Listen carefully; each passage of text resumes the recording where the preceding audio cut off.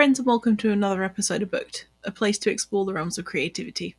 Today's guest is Kay Aagard, author of The Hunter. Welcome. Thank you so much for joining me today. How are you doing? I'm doing all right. Thank you so much for inviting me. I'm actually really excited to be here. Oh, A little nervous, but me too. It's okay. I always get nervous. I get this weird sicky feeling in my stomach and I feel like I'm going to pass out because of the like nerves. those butterflies. Yeah.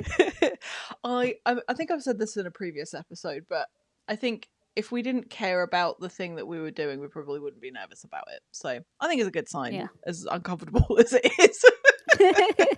But Yeah. I'm so glad you're here, and thank you so much for joining me. It's been a I'm long happy to be time here. coming. We've been talking about this for months now. At the time of recording, you've recently been on the front page of the website, and I've recently finished reading The Hunter, which I, excuse my French, fucking loved. It was excellent. I don't like Thank you. reading fantasy books. Nothing against fantasy books. It's me and my brain can't cope with them.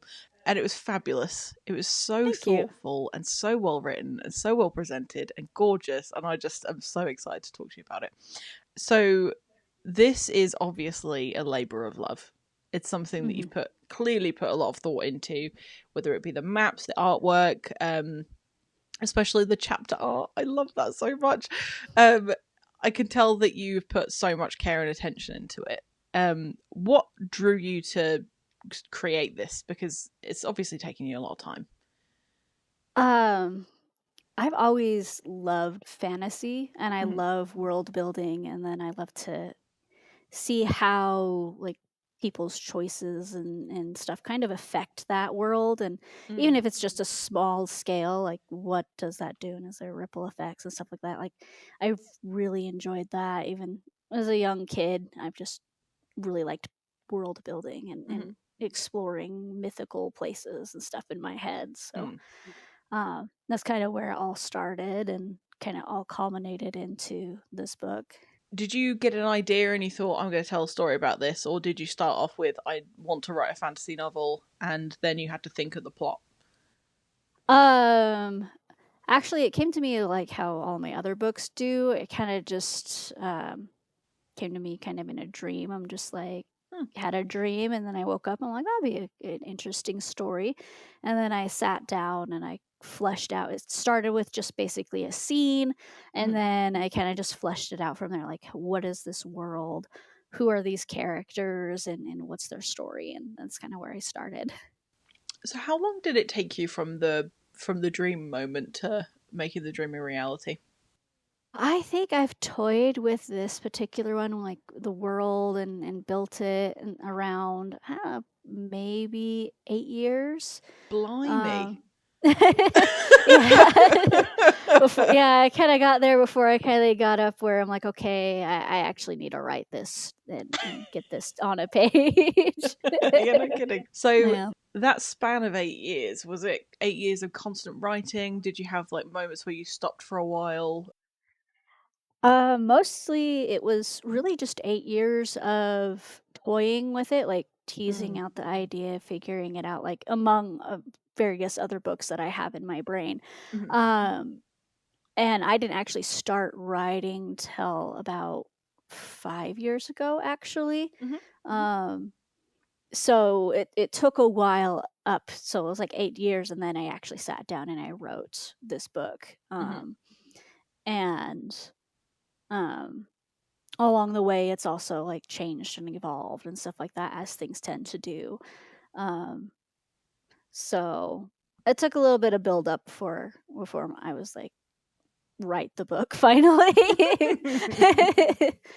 So, and I had actually finished another book before this one, and then I'm like, okay, I think I'm ready. I can do it.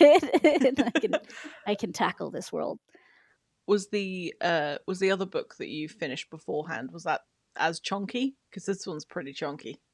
Yeah, no, it's not. It's actually, I think 98,000 words is that one is. And it's more like a sci-fi meets fantasy type world. So definitely smaller. And yeah, and the world is not quite as fleshed out either. Oh, it's good that you were able to sort of finish something and go, oh, okay, this is actually an achievable goal. Because that's one Mm-hmm. of the hardest parts about doing anything creative, isn't it? Is the how to know when that's finished and it's Mm-hmm. ready for other people to look at. Yeah. So I know that you must have had a lot of eyes on it, or at least some very dedicated sort of editor help. Mm-hmm. What was that process like for you to get it sort of polished off? Yeah, actually, my very first reader was actually my dad, Oh, that's nice. and he read it, and he's always, ever since I was little, been very honest with his feedback Mm-hmm. and his critique of things and stuff like that. So he was the first one that kind of um, went in and pointed things out that didn't make sense and stuff like that. Mm-hmm. And then it kind of expanded into some of my friend groups who are also pretty blunt. So, uh, and came from there. And then I ended up finding an editor, a developmental editor that I worked with, and she was really good. Mm-hmm. Um, her and I kind of butted heads on the the third person omniscient, where I'm Mm-hmm. kind of head hopping, because it is very much, it is head hopping, and she's just like, it's not third person limited. I'm like, I know, but I don't want it to be.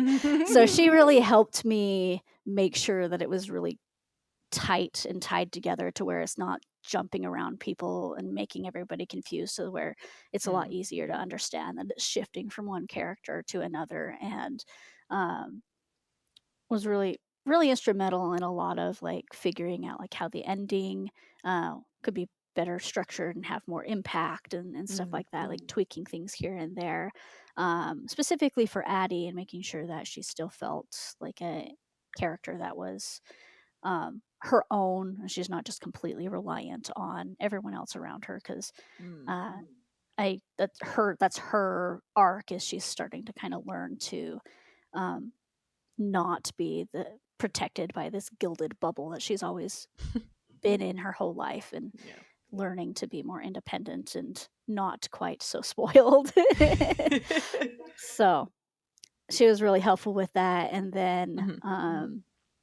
I eventually got a line editor as well, who went and helped me with all the grammatical things and stuff like that. Awesome. so it's gone through a few processes, the chopping block quite a few times, and Mm-hmm. definitely wouldn't be here without all those people that have helped me. So I've been really appreciative and grateful for them. Oh, that's lovely. I think it takes a village, and that's something that I've seen and really didn't quite comprehend when I first started writing anything. I was like, people that can produce a book are like these magical beings that are just naturally very good at writing. And I've quickly learned that actually it's not necessarily true for the majority, because it is literally, it goes through so many different levels of filtering and double checking hmm and rereading and reading and reading and reading. And definitely one of the best pieces of advice that I've seen is write something that you wouldn't mind reading 1,000 times, because that's what you're Yeah. gonna do. Yep, definitely. I've read this to the point where my brain doesn't read it anymore. It just has it memorized. Which isn't great for spotting errors and things that need to be changed. So yeah, you just need as many eyes on it. Like, Mm. a book is touched by so many souls, and a piece of it always goes into it. So, and that's Oh. something I really love about the literature, and just art in general, honestly. Mm. Absolutely. I mean, your book and all the things surrounding your book are very art focused. hmm I can see that with the sort of illustrations that you have. I know that you have commissioned artwork and character art, and the artwork are at the top of each of the chapters. It's very thoughtful, and that must have been so much fun to do. I'm such a like details fanatic. I love things like that. Was that fun? Or was it Oh, a bit of a it was labor? so much fun. I mean, it was definitely a labor of love. I think after like the 50th drawing or whatever, I can't even remember how many drawings I did for this. I was just like, okay, I think I want to move on now. I want to go draw a book too. And then just like, After a while, that got a little bit tedious, but the end of result, I'm very happy with it and very proud of it. And um, so, I mean, it took me 4 years to draw the cover. So, You drew the cover? yep, I drew the cover. Holy shit balls. Yep, and all the illustrations inside are drawn by me. You're The maps are amazing. drawn by me. So, it took That's a I while. didn't know that. That is so cool. What a flex. That's really cool. Wow. Yeah, it took a lot to step out of my critical side and actually let myself put my art on the book. For a long time, I didn't think I was really good enough for it, and just seeing how people have just come to really enjoy the cover and love the covers and the artwork and everything has just been really humbling, and also uh, kind of just showed that I could do it. So. You absolutely can do it with bells on. Like that's so impressive. Oh my gosh. That's amazing. So wow. That's impressed me so much. I forgot what I was gonna say. Whilst I gather myself, would you be able to tell our listeners a little bit about what to expect from the hunter? I mean, don't give away any Yeah. spoilers if you don't want to, but it would be cool to sort of pitch it to people. Yeah, so the hunter follows Strider, and he actually starts where most stories often end. He has actually reached the end of his goal. He's gotten his revenge on the person that's killed his father and his previous animal companion. Um, and he's basically, it starts with him at the end of his life. He's dying. He's been mortally wounded by this opponent that he has killed, and he's kind of teetering on why should he really stay here. Mm-hmm. And he stays because of his current companion Greer, who is a Dihorvith, basically a direwolf. He's a big boy. Mm-hmm. He's actually half direwolf in the and stuff, so he's not quite as big. um, and he stays because of him. Like, he's the last thread in this world that's keeping him there. Mm-hmm. And because of that, they encounter Addie, who tries to steal from him, does not work out very well, and Greer ultimately convinces Strider to help her get home. And Mm-hmm. throughout the book, you kind of you learn how and why she ended up where she is, and the dangers that actually are a lot more serious than originally thought. And it's going to put her fiefdom, and her family in danger. And along the way, they butt heads very much. She's very much lived in a very spoiled, privileged life, and he's come from a lot of hardships, and they just do not get along at first. They don't trust one another, but slowly they kind of form a mentor apprentice bond, and almost a found family in a way. And as they adventure and um, grow more attached to one another, and learn to trust each other, and um, it's kind of and ultimately it's that trust and that connection that really saves the day, like learning from one another. So that's basically the book in a nutshell. That's awesome. Thank you so much. Yeah. I know from the acknowledgements in the beginning that Greer was inspired by your dog Bullet. Hmm. What I wondered is, has this been an opportunity for you to immortalize a loved one within the book? Hmm. Oh yeah, definitely. So him, and then I also put Takari, the my little writing assistant that's no longer with me on the book, and Your co-author. yes, my co-author, my manager, the enforcer of breaks. That is what cats are. Yep. No, I can tell. I know that we spoke a little bit about this before the sort of episode recording, but I know you're a huge animal lover, and it was so sweet to see that, and you could see how much care you put into Greer's personality. It was very cool. Mm-hmm. Yeah, much of Greer, like his goofiness, a lot of the things that he does, like his body language, his personality, like is very, very much my dog. Mm.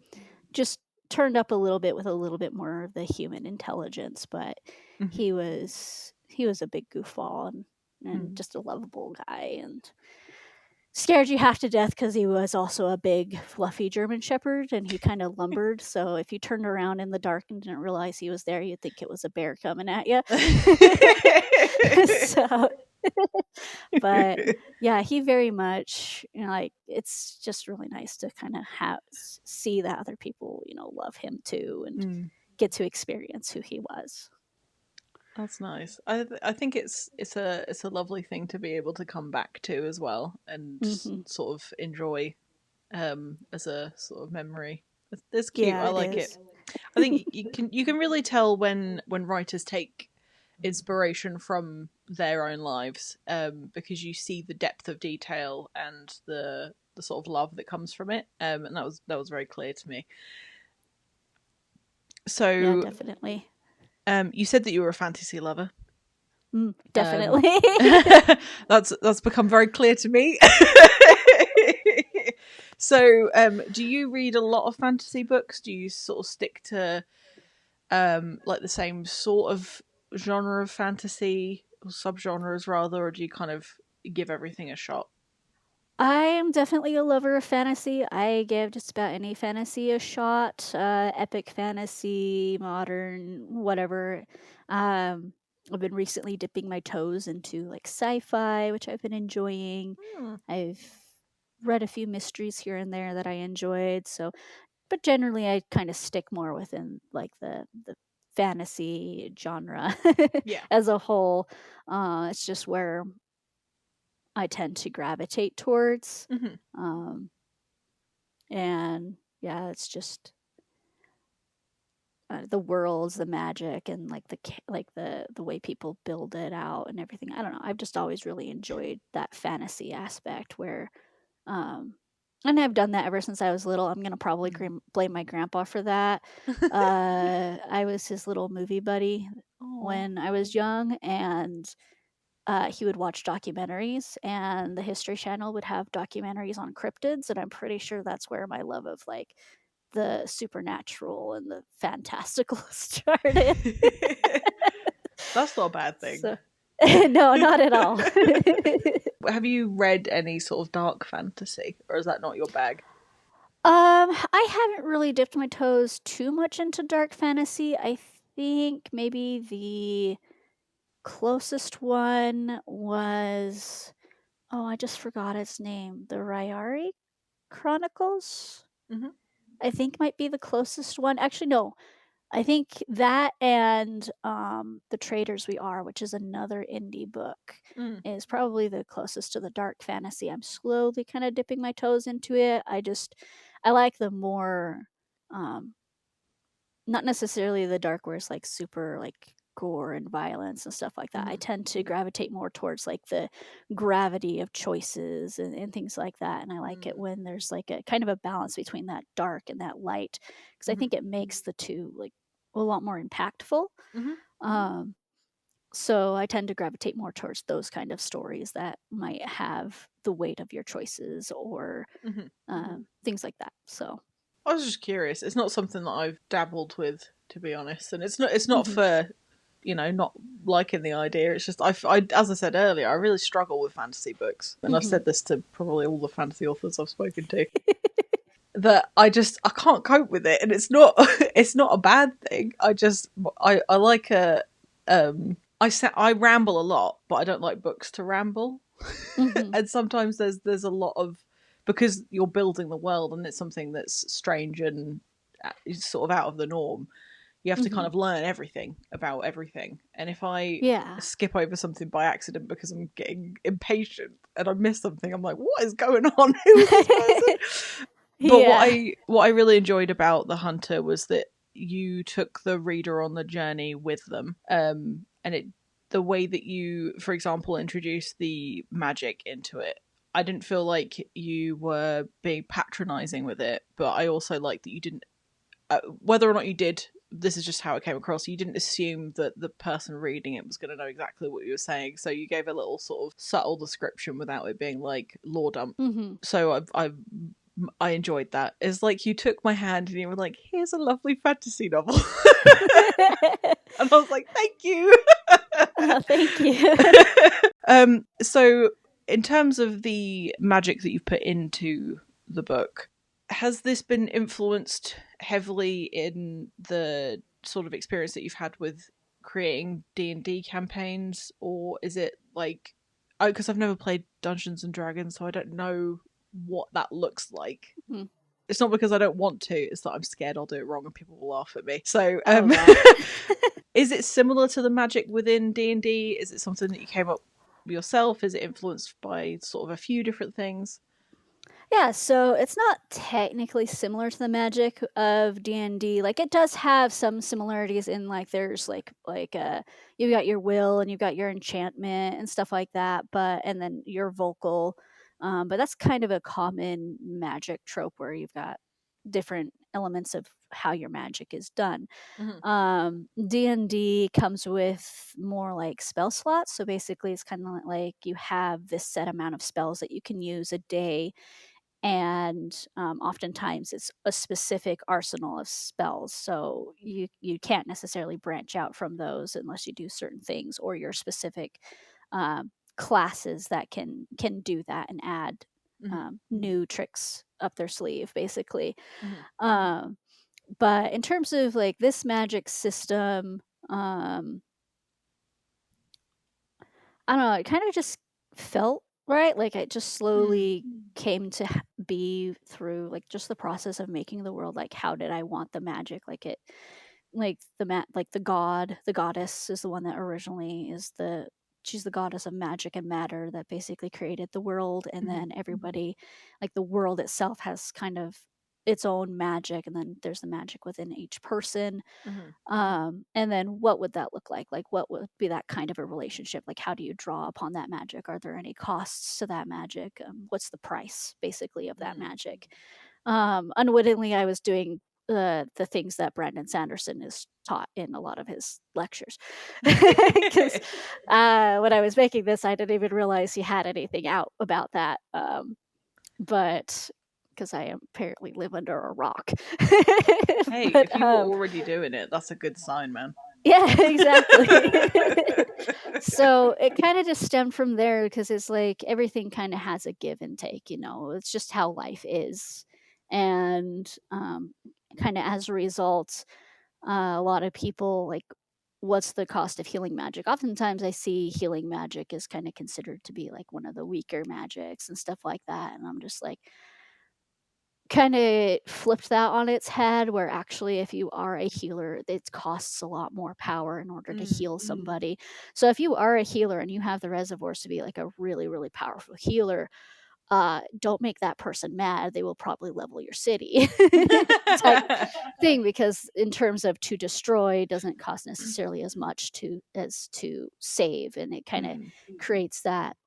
I thought it was a really interesting dynamic where um, you end up having to choose, do you want to risk more of yourself to do this versus do this? And then also there's the flip side where you actually, that cost of healing, you could actually easily use that for evil versus that destruction could be used for good. Like, I don't know, I really like that, how the duality of that. I don't know if I'm using the term right, but how you can use one for the other, and it Yeah. just really depends on your choice and your perspective and your action. Wow. It's very intentional was your choice rather than Yeah, throwing basically. it in. Yeah, that's cool. Yeah. So reading your bio on your website, which is how I found out that you like to create D&D campaigns. Mhm. Do you think that by doing that, that's helped you to be able to storytell and sort of structure stuff? Yeah, in many ways. I actually, the very first character in my that I played was Strider and Greer. And I've Oh. just found, yeah, we're actually still playing that campaign. It's not even done yet. So I've been playing that the whole time this book was being written. Oh wow. And it was super, super helpful because when you're a player and you're playing your character, you're not the one controlling like the encounters. You're not controlling the other people's characters. You're Hmm. literally thrown into situations that you would probably never have thought up. Hmm. And you have to really delve into how would this character react? How would they behave? What would this actually require from that character? And it really allowed me to break down Strider and Greer and kind of see who they were in a way that I never really was able, like I've never done before. Mm. And I think that really helped and made them who they are and stuff like that. And um, it was also kind of funny because the DM, my brother actually plays in the campaign as well, and the person that runs the game, he actually put Addie in the game, and my brother reads. He has not finished the book, but he's been reading the book, and he absolutely is very irritated by Addie. He doesn't like her very much, but the creator of the game who's running it put her in danger, like in a really bad spot, Hmm. and he was just like, I didn't realize how upset that would make me Oh. seeing her in danger. He's like, I didn't think I liked her that much. She gets under your skin a little bit. Yeah, exactly. It's like she drives me bonkers, but apparently I still like her as a character because I was upset seeing that. So, but That's cute. I think it really helps you flesh your character out, just having them thrown in a situation that you can't control, and it's been really helpful. Yeah, it sounds like a great tool because there aren't many forms, unless you've got an incredibly vivid imagination, where you can actually put your character in a situation and kind of play it out. Hmm. Um, so yeah, that's a really useful tool. I wonder if that's something that all writers should adopt, um, just so that we can, or maybe we could create like, maybe we should start a company. And we could create figurines that look like people's characters, and then they could put them Oh, in the that would be fun. situations. We should Yeah, do that'd that, be really fun. right? With your artistic ability and my unrelenting choice to give myself lots to do. Wow, that might work. Yeah, it'd be really fun. Get a couple people that can run games Yeah, and do that. That'd be. sweet. I'm into it. Let's do it.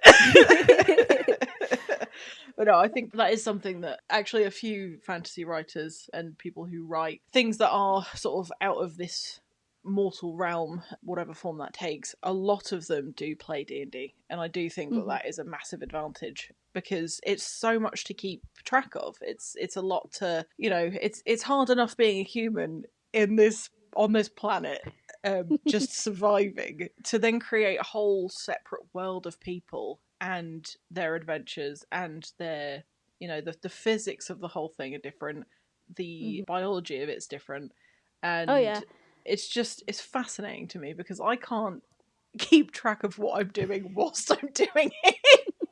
So yeah. I'm just always in awe of people who can write, and world build. Do you have a system of keeping track of stuff, or do you have a fantastic memory? It's all in my head, but I also have it most of it written down. I have Mhm. a big binder by my bed that I write things down physically because for some reason it just helps my brain to do it physically rather than on a computer, Makes sense. which isn't. Yeah, it's like I write the book on the computer, but apparently I have to write the world on a piece of paper. But so that's kind of where I keep most of it is either in my head or on that for reference so that Mhm. I don't forget something like how, like, for instance, like the magic system Mhm. um, is a lot more in depth than what I necessarily have gone into in book one. Like, I don't want to throw it at everybody Mhm. in one go. That's kind of a lot. So you get to ease into it and you learn more and more about it and stuff like that. But it's a lot to keep track of. So I have it Mhm. written down just to make sure when I'm writing, it still lines up with what it's supposed to be. It is not entering the realm of another book or something that I Mm. have in my head. Well, yeah, that's the thing, isn't it? When you've got, again, things that are out of this reality, it must be quite hard to keep the separate projects separated because they're all sort of made up imaginary things. and I would find that really hard not to like intermingle them together. I'd have to have like separate notebooks or something. I don't think I could cope with that. Yeah, that's why I joke that I'm so forgetful and a little bit airheaded because I have too many worlds gemmed in my head. I can tell you the trade distribution of socks for one random country in my world, but I cannot remember that I had an appointment today. Just like, I clearly, what is more important than the other brain? Why is it the socks and not the appointment? Because the appointment is something we have to do, and the socks are Yeah. something that we want to do. It's like, okay. Yeah. So I have my calendar. My phone is like full of all these reminders. Before that, it was sticky notes. Before I had a phone with a calendar, so Oh, you and I are so similar. It's a bit scary. I I have this my little slogan for me being so forgetful is if it's not on the calendar, it's not happening. Because I have to my Google Calendar is my lifeline, and if it's not on there, it's I've forgotten already. My brain is a colander. I've said this before, I'm yeah. sure, in another episode. It's like a sieve, but all the holes are bigger, so it falls out faster. And it's a challenge, man. It's hard. I don't know why I keep saying man. That's my word of the week, apparently. Sometimes it's dude, sometimes it's man. Today is man. I'm sorry. I mean, dude and man. I mean, technically, man was gender neutral, actually. That's what I use it as. It's like Yeah. dude. I'm a dude. She's a dude. He's a dude. We're all dudes. Good burger taught me Yeah. something. Yeah, I tried explaining that to my mom and it confused her. She's like, but dude's a guy. Just like, No, it's it's anyone. evolved. It's gender neutral. It is. My dad has called me dude since I was little, and so I'm sticking Yep. with that. Anyway, that was such a weird tangent to go off on. I apologise. So, That's all right. but this is why I need my Google Calendar. So I totally feel you. So, are you a pantser or are you a planner? I am both actually. I'm a Same. plantster, so I loosely will line out the book. Like I will Mm. know generally how the book is going to end. I have key points that I want to hit. Mm-hmm. After that, I fully do the discovery writing, and the characters will just kind of go along and do whatever they want to do. Mm-hmm. And eventually, we'll get to the end, and eventually, we get to the points that I was hoping to get to. Sometimes Mm-hmm. we don't, and the book just evolves and changes here and there. But Yeah. having that really helps my brain just kind of keep on track and just like, okay, I know where I'm going. Mm. Uh, we're just going to enjoy the ride till we get there, essentially. I'm very similar, I think it's helpful to be like, okay, within this chapter, we need to start here and end here, and then whatever happens in the middle stays in the middle. Yeah. Yeah, I'll do that. Like, I'll finish writing a chapter or something, and I'll write a quick little summary of kind of what I want to happen or what I think is going to happen. And it really helps my brain when I sit down to write. I'm not suffering from the I'm staring at a blank page and I don't know what to do next. I don't know where Mm. to go next because I wrote down an idea of where I possibly want it to go or where the characters are telling me it needs to go. And then it kicks me into gear and I'm able to do it. Mm. I think it makes it a lot easier, and it allows you to be more creative and free with what's going to happen within it. I suppose there are going to be certain elements that we have to go. Okay, we have to remember to say this thing because it's mentioned in chapter 5 or whatever. Hmm.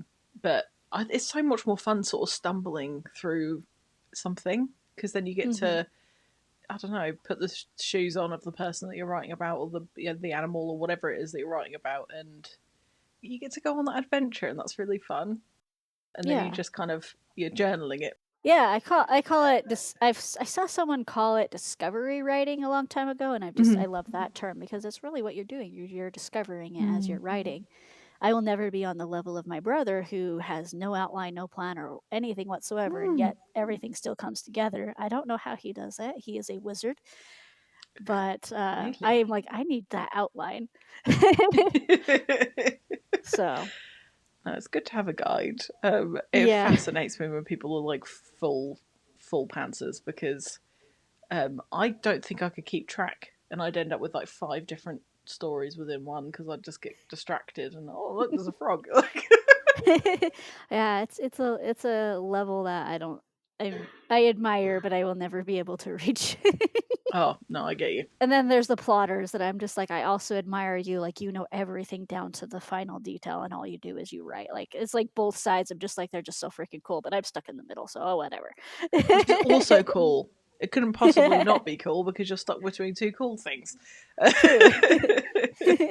So I know that you have created book boxes, which are lit. They are so cool. I was looking at your website. Are the boxes printed as well? Yeah, they're printed. So the Cool. book boxes, I posted a video on my Twitch, or not Twitch, TikTok. Oh my gosh, I cannot remember the website Twitch names. talk. Yes, Twitch Talk. Anyways, I posted a reel kind of showing putting it together where you get to see the book and that gets wrapped up. You get to see Mhm, the things that come in it, like the bookmarks, the stickers, the artwork, and you get to see the actual book itself mhm, and the box. It has artwork on it from inside the book. Um, and stuff like that. So it's all buttoned up, and I think it's pretty fun. I really enjoyed putting it together, and I've been really happy to see that people are really enjoying it as well. mhm, I think the most popular thing so far has been the maps because I mm, print out the maps and you get all four of them that are in the book. And then mhm, included in the book's box as well, like I said, is artwork. You also get like information where you can find the socials for every artist. I do the same thing with my website. mhm. So if you ever see art that you really like that I've commissioned or whatever, you can always just find their socials and where their commission stuff and stuff like that. 'Cause, Cool. they're awesome. They need more people to buy their stuff because they're just cool.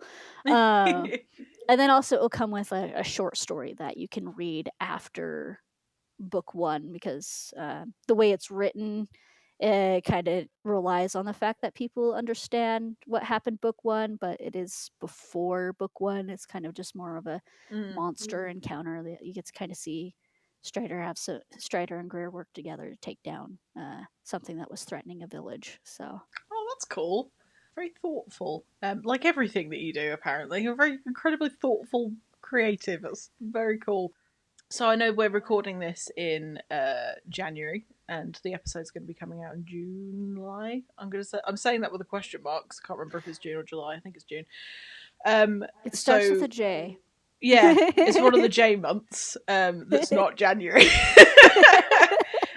So people hopefully will still be able to order the book boxes on your website. Is that right? Yeah, correct. The googly eye ones they will not be able to order unless for some off chance there is still one available. Mm-hmm. But yeah, the normal book box will always be there, and I'll be hopefully adding some new art to it, one for Greer and one for Addie. So I like to make, update those so that people are always getting a little bit something new, Mm-hmm. adds a little more variety and everything. And um, I just like art. So That's very clear. I believe before we started the recording, you also mentioned having some book plates available. Do you know when they'll be sort of available for people to get? yeah, so as of this month, January, I have two of them already finished. I'm just working on the third. Each one features the characters, Greer and Strider. One features Greer on his own, and the other one is the one I'm drawing with Addie. It's either going to be her on her own or her with Greer. Obviously, Greer is the one that features in everything because he's my favorite character. Uh, but the hope is by the time this comes out, everything will be available. They will be free downloads on my website. They will be signed so you can download it, print it off, and stick it in your book if you didn't have an opportunity to get one that was signed from me. Um, Oh. and that way you've got kind of just a fun, unique thing with my signature on it as well. Or if you did get one that was signed from me, but you want the book plate, you can also just download it and put it on the book as well. I know I've said it like 1,000 times, but I just want to reiterate it. You're clearly a very thoughtful person. And that is Thank you. very clear with the way that you present all of your work and the way that you connect with readers and sort of provide them with new and fun stuff because you don't always get stuff like that from, non-independently published writers. And to get that sort of personal touch where you've really taken the care and done the artwork yourself, I'm still getting over you. The fact that you did the artwork for the cover of the book is immensely good. Not because I didn't think you could, I just didn't know you did. But like you don't always get that sort of service and opportunity to have that accessible to you. And even things like being able to download the book plates for free, I think that's really cool. I hope that this continues to be successful for you, because I think you really freaking deserve it because of all the work that you put into it. I think it's amazing. Oh, thank you. Yeah, I'm just really fortunate that I'm able to do it. Like, Mm. and I I don't know. I really like doing that. I like making things for things that are special for people. Like, Mm. I'm the person that the friend that likes to get gifts for people. Like, that's Mm. just how I show affection. So, and I love my readers. So naturally, I want to give them like extra things and Mm-hmm. where I can here and there. So, um, that's just how I am. And I have friends that are like, you don't need to give me a gift. I'm like, I never need to give anyone anything. I want to give gifts. Let me Oh. show I love you. That's very So, cute. yeah. So at my D&D group, every year they're like, "Oh yeah, Kylie's gonna get us some new dice," and they're usually like something that's themed around their character and stuff like that. Oh. We have a new player that one of his characters has a little squirrel animal companion, and I found some dice that have squirrels on it, and it made me very excited. So, Oh. That's so but yeah, sweet. hopefully I'll just continue to have more things here and there, whether it's drawn by me or I've saved up and had another phenomenal artist draw it. If it is another artist and you're someone that's like a book person, or maybe you're just a person that likes to commission art, all their socials are on my website. You Mm-hmm. can always find them. Every art picture has their name, so you can just find their name, scroll down, and find their socials wherever they're at, and enjoy more of their art. So. Fantastic. Before I let you leave, so I remember again before we started recording, you said that you're working on book two. Is that right? Yes, I And am. how's that going? It's almost done. So Phenomenal. hopefully end of February the first draft will be done, and then it will start around the time either it was has already gone out to beta readers around the time that this is going to be released, or it will be going out to beta readers. It will really just depend how Mm. anal I get in terms of the editing before I let people touch or read this book.